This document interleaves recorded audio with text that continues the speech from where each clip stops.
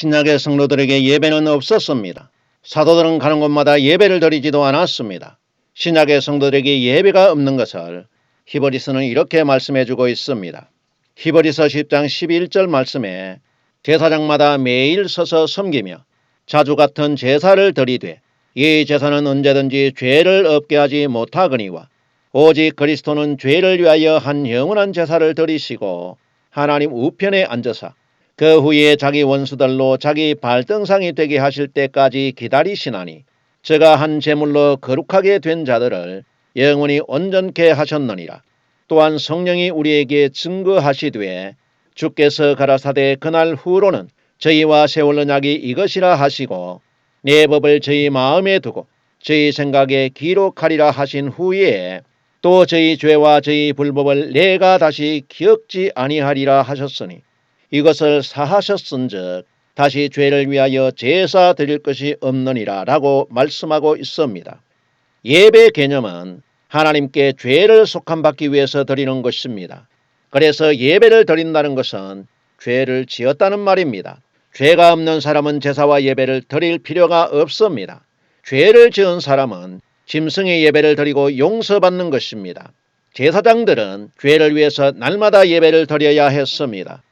히브리서는 말씀하기를 제사장들이 날마다 이같이 똑같은 예배를 드려도 이 제사는 죄를 없게 하지 못한다고 말씀하고 있습니다. 그러나 예배의 본체이신 예수님께서 직접 제물이 되셔서 영원한 예배를 드리고 단번에 예배를 끝냈다고 말씀하고 있습니다. 그러므로 우리가 매일 예배 드리지 않아도 영원한 예수님의 예배로 자기 백성들을 영원히 온전케 하셨다고 말씀하고 있습니다. 주께서 영원한 예배를 드린 후에는 영원한 언약을 자기 백성의 마음과 생각에 기록했다고 말씀합니다. 이제는 성도들의 죄와 불법을 기억하지 않겠다는 약속을 성도들의 마음에 기록했다는 말씀입니다. 그래서 히브리서는 말씀하기를 예수님의 영원한 예배가 모든 불법과 죄를 사하셨기 때문에 죄를 위해서 두 번 다시 예배 드릴 것이 없다고 말씀하고 있는 것입니다. 지금도 예배를 드리는 것은 예수님께서 성도들의 마음과 생각에 기록한 영원한 언약을 지워버리는 것입니다. 그래서 코로나19가 하나님의 언약을 부정하고 있는 교회에 던져진 개혁의 바람이라는 것입니다. 코로나가 없었다면 지금도 여전히 성도들은 예배에 발이 묶여서 하나님의 영원한 언약으로 돌아오지 못했을 것입니다. 예수님께서는 다시 제사 드릴 것이 없는 영원한 제사를 드리고 하나님 보좌 우편에서 원수들을 심판하실 때까지 기다리신다고 말씀하고 있습니다. 예수님께서 심판하실 원수들이 누굽니까? 하나님의 진리를 거역하는 사람들이 하나님의 원수입니다. 예수님께서 원수라고 지적한 사람들은 유대인들이었습니다. 요한복음 8장 43절 말씀에 어찌하여 내 말을 깨닫지 못하느냐? 이는 내 말을 들을 줄을 알지 못함이로다. 너희는 너희 아비 마귀에게서 났으니 너희 아비의 욕심을 너희도 행하고자 하느니라. 저는 처음부터 살인한 자요 진리가 그 속에 없으므로 진리에 서지 못하고 거짓말을 할 때마다 제 것으로 말하나니 이는 저가 거짓말쟁이요 거짓의 아비가 되었음이니라. 내가 진리를 말함으로 너희가 나를 믿지 아니하는도다 라고 말씀하셨습니다. 유대인들이 예수님의 말씀을 알아듣지 못하자 예수님께서는 마귀에게서 난 거짓말쟁이요 거짓의 아비라고 말씀하시면서 진리가 그 속에 없는 살인자라고 말씀하고 있습니다. 진리로 오신 예수님을 대적하는 유대인들이 바로 예수님의 원수인 것입니다. 유대인들도 자기들이 마귀라고 하는 예수님을 원수로 생각했습니다. 그래서 제사장들은 예수님을 십자가에 못 박아 죽였습니다.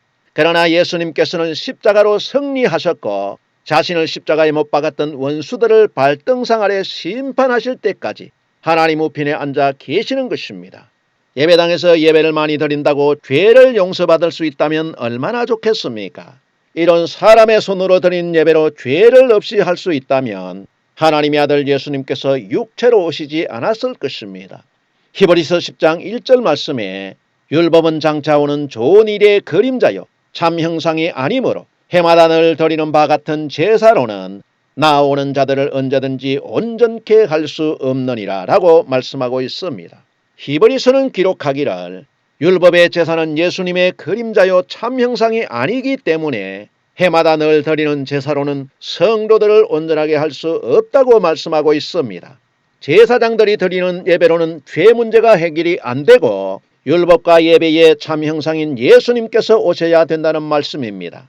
그래서 예수님께서는 단번에 제사를 드리기 위해서 오셨던 것입니다. 율법과 예배의 참 형상인 예수님께서 이미 2000년 전에 오셔서 단번에 모든 예배를 드리고 끝내셨습니다. 예배가 있어야 성도들의 신앙이 유지된다고 하는 말은 아직 예수님께서 오시지 않았다고 고백하는 원수 마귀의 소리입니다. 오늘날 우리 손으로 드리는 예배로는 우리 죄를 속할 수 없고 신령과 진정의 예배도 드릴 수 없는 것입니다. 예수님께서는 제사장들처럼 백성을 위해서 날마다 속죄 예배를 드리지 않습니다. 단 한 번의 제사로 다시 예배 드리지 않는 영원한 예배를 드렸습니다. 예수님께서 친히 오셔서 모든 예배를 드린 후에는 그림자 성전에서 드리는 예배는 없어져야 되는 것입니다. 히브리서 9장 24절에 그리스도께서는 참것의 그림자인 손으로 만든 성소에 들어가지 아니하시고 오직 참 하늘에 들어가사 이제 우리를 위하여 하나님 앞에 나타나시고 라고 기록하고 있습니다. 단번에 제사로 모든 예배를 끝내신 예수님께서는 사람의 손으로 만든 그림자 성소에 들어가지 않으시고 부활 후에는 참 하늘에 들어가셨습니다. 그리고 자기 백성들을 위해서 하나님 아버지 앞에 나타나신 것입니다. 예수님께서 하나님 아버지 앞에 나타나신 이유가 무엇입니까? 예수님께서 우리의 대언자가 되셔서 하나님 아버지 앞에서 간구하시기 위해서입니다. 주님께서는 우리를 대신해서 속죄 예배를 드린 것입니다. 우리가 드리는 예배와 주님께서 자기 피로 드린 예배 중에서 어느 예배가 더 아버지 앞에 효력이 있겠습니까? 주님께서 드린 단번의 예배가 더 영원하고 효력이 있다고 믿는다면 예배를 드리지 않는 것이 믿음입니다. 그러므로 히브리서는 예수님께서 영원한 예배를 드리고 성도들의 죄와 불법을 기억하지 아니하시기 때문에 죄를 위해서 다시 예배 드릴 것이 없다고 말씀하고 있는 것입니다. 그래서 사도들은 예수님의 가르침대로 성도들에게 예배를 가르치지 않았습니다. 또한 성도들이 유대인들의 예배를 드리지 못하도록 권고하고 있습니다. 계속 예배를 드려야 한다고 하는 것은 예수님의 속죄를 믿지 못하게 하는 사단의 괴계입니다. 예배드리라는 말이 굉장히 신앙적인 말로 들리지만 예수 그리스도로 입은 성도들을 넘어지게 하고 구원의 갑옷을 벗겨버리는 것입니다. 그래서 히브리서는 자주 드리는 예배에 대해서 이렇게 말씀하고 있습니다. 히브리서 9장 25절에 대제사장이 해마다 다른 것의 피로서 성소에 들어가는 것 같이 자주 자기를 드리려고 아니하실지니 그리하면 그가 세상을 창조할 때부터 자주 고난을 받았어야 할 것이로되 이제 자기를 단번에 제사로 드려 죄를 없게 하려고 세상 끝에 나타나셨느니라 라고 말씀하고 있습니다. 대제사장 되신 예수님께서 단번에 제사로 하늘 성소에 들어가시고 하나님 아버지 앞에 나타나셨기 때문에 유대 제사장들처럼 짐승의 피를 가지고 해마다 성소에 들어가는 예배가 필요 없다는 말씀입니다. 예수님께서 오셔서 단번에 자신을 드린 후에도 우리가 그림자 예배를 드린다면 예수님을 계속 십자가에 못 박아 죽여달라고 간구하는 것과 같다는 말씀입니다. 우리는 신앙의 기본이라고 생각하는 예배가 주님을 다시 십자가에 못 박는 행동이라는 말씀입니다. 그러므로 예수님께서는 세상 끝에 오셔서 단번에 제사로 모든 예배를 끝내셨기 때문에 두 번 다시 제사 드릴 것이 없다고 말씀하고 있는 것입니다. 사도들은 예수님께서 단번에 이루신 영원한 예배를 전했습니다. 계속 드리는 예배 복음을 전하지 않았습니다. 계속 드리는 예배는 예수님의 복음이 아닙니다.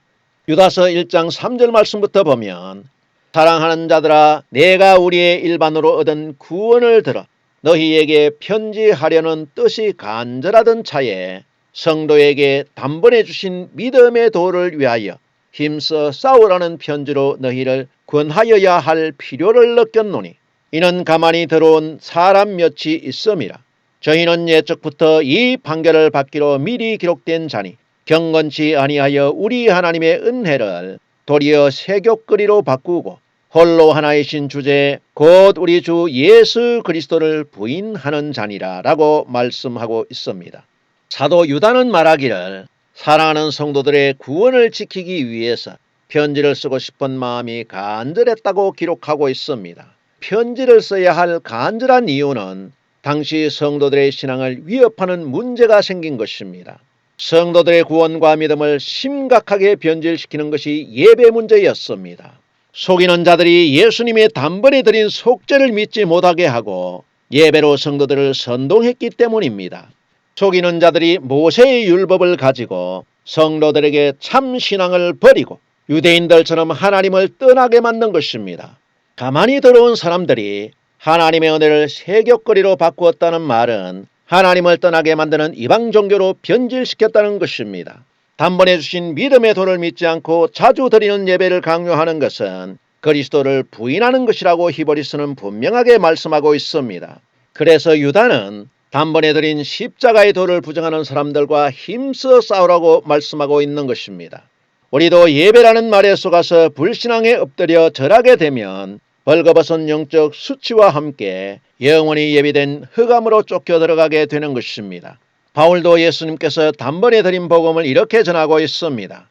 로마서 6장 10절 말씀부터 보면 그의 죽으심은 죄에 대하여 단번에 죽으심이요 그의 살으심은 하나님에 대하여 살으심이니 이와 같이 너희도 너희 자신을 죄에 대하여는 죽은 자요 그리스도 예수 안에서 하나님을 대하여는 산 자로 여길지어다.